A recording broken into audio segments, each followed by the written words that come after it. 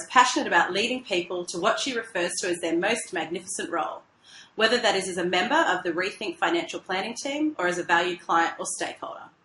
After over 20 years in the financial planning industry, working quietly behind the scenes, Cassandra has now taken on the position of CEO, or as she refers to her title, Little Big Boss. Cassandra strives to do things differently and looks to lead by example, as she wants her team to be as passionate about their roles as she is. Welcome, Cassandra. Thank you. So I guess we'll begin with what path actually led you to your current role? Interesting question.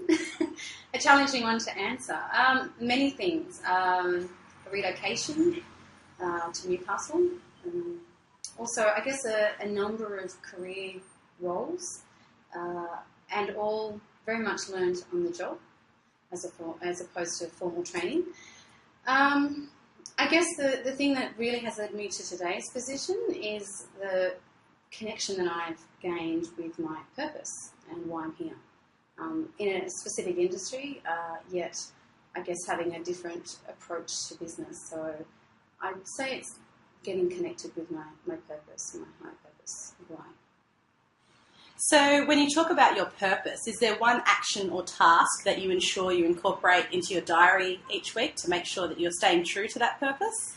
Yes, it's my morning ritual. I'm up early, I'm an early bird, and for me it's that opportunity of quiet in the morning. It's nice at 5:30 in the morning, there's not too many out, so it's a walk for me. It's some sort of nature, often the beach. It's to sit there, it's an opportunity for gratitude. I believe gratitude's a massive part in my life. It opens me up to a lot of possibilities.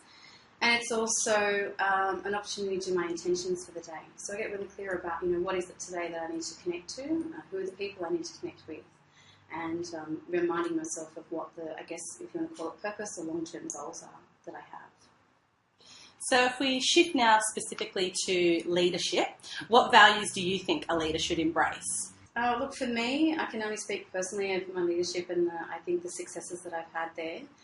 I would absolutely say that taking responsibility would be a key one for me of being a leader.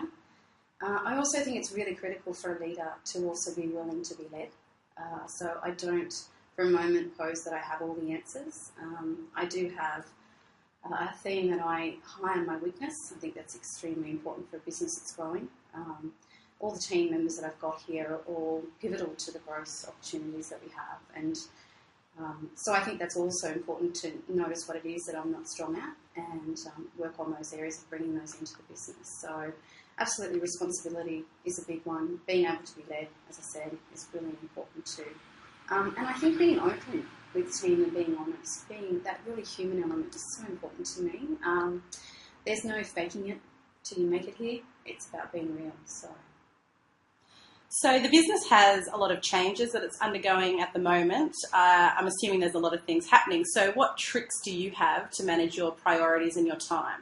I must say that time management is something that has me tripped up quite often. Look, I run by everything's documented for me, everything's diarised. I need to do that. I need to put an appointment in. If I don't, it doesn't happen. We have a theory that we talk about here about big rocks. Put the big rocks in first. It's a simple one, but it does work. It does help. It's challenging because I have an open door policy. I actually sit out with the team, so I don't have an office. And I do have a policy that if you need to speak to me, come and talk to me. So that makes time management somewhat challenging when you want to be available, but also there's times that you need to be away and get work done. So I'd say diarising and also relying heavily on the team for their support. And I'm also in the process of getting myself I'll call it a personal assistant for now. I need to come up with something more creative than that. But yeah, I'm in the process of actually finding somebody to support me with that area. Yeah, absolutely, because there's so much. And finally, how do you define the difference between a manager and a leader? Well, for me, both key and pivotal roles in the business for the success of particularly a business like ours that's growing.